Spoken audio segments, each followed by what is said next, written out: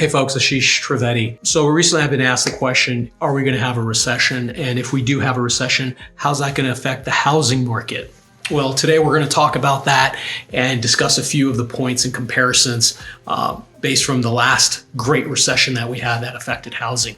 And maybe I could share some of my own personal insights into the matter, having gone through that back in 2008 during the great housing crisis. And again, I've been in the business for a couple of decades now and had the privilege of working through different cyclical cycles in our real estate market. First things first, let's talk about what a recession is. So typically, before the government or the nation accounts for a country to be in a recession, you got to have consecutive quarters of negative impact on the economy. Now that we've talked about that, yes, is there a correlation between a typical recession and housing? Well, there absolutely is, because what happens is that the consumers, most people, they end up saving money versus spending money because there's been job loss, there's a loss in their portfolio and their stock market or their savings account has been depleted, and they have high unemployment, high volatility. So in that instance, the spending has dropped significantly.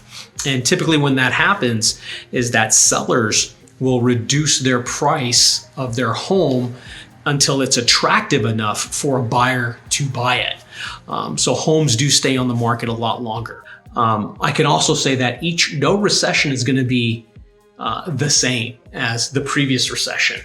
Situations are different. The markets have evolved. The markets have changed. So I can't make a general blanket statement of what this recession would look like in 2022 or 2023 going forward. What I can say is the comparison between 2008, the great housing recession, versus today, it's different.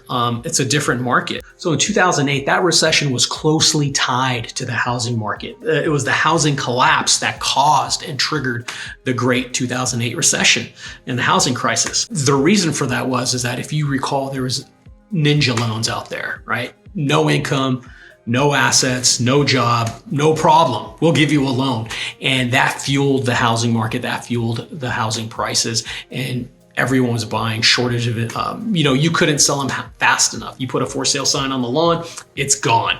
Kind of similar to what it is today, but not exactly. And the main reason is because of that financing component that's in there. We don't have that today. Today, when you go out and buy a house, it's a thorough cavity check. I mean, if you ask me, they're looking at your tax returns.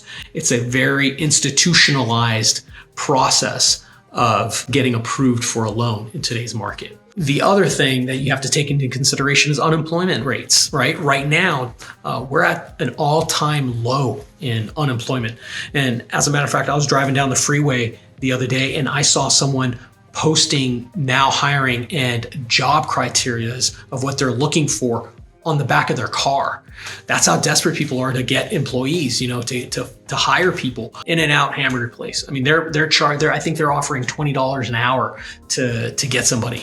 2008, there was high unemployment.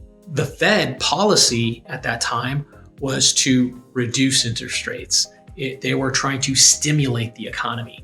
Interest rates went down to like zero, the prime lending rate. Today, it's the quite opposite. We're dealing with inflation. We're dealing with like all-time highs. The Fed policy at this point is to raise interest rates. That's a big comparison right there. So that's also what's different. Another comparison is the fact of inventory, the shortage of housing. The housing collapse was in 2008, literally fell off a cliff. I remember this because at the time I had my own private label real estate brokerage. I also had a mortgage company. In 2008, everything shut down for like 6 months. There was no lending institutions. The builders were building massively. They had so much inventory on there because they were trying to keep up with the demand. They kept building, and then all these construction sites sat vacant because there was no lending institution out there to get a loan to buy these properties. That's not the case today. We're at an inventory shortage. Builders can't build fast enough. There's a shortage in supplies in the supply chain. So if we did have a correction, I think it's going to bring it to a median.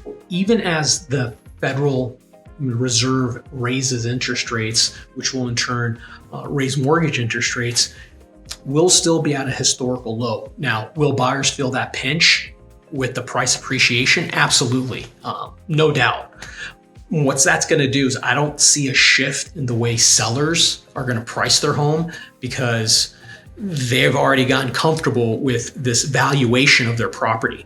So if anything, it's going to continue to affect the buyers, unfortunately. So that buyer that was approved for, let's say $1 million loan at 2.875% is now going to be paying close to 4%, and their loan approval could be $800,000. So now they're going to have to shift the neighborhood, the home's features, criteria, square footage, and shift their neighborhood of where they want to buy, versus a seller reducing the price of their listing.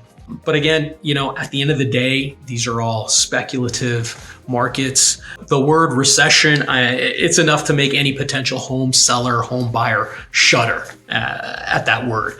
But the truth is that there's no blanket solution. There's no formula that we can have for an individual when it comes to their real estate goals. As I've said before, people don't buy or sell homes based on the economics of the market. They're buying and selling homes based on lifestyle changes, and that's really what is the emotional driven factor of when it comes to buying a house. The investment part of it comes second. As your real estate broker and as an advisor in real estate, what I can promise you is that I will continue to keep a pulse on the market, learn, understand where the shifts are happening. And if you have a question in real estate, I highly encourage you to reach out to me directly, because no two transactions are ever the same. No people's situations are the same. I would love to work with you. Ashish Trivedi. I'll talk to you guys soon. Take care.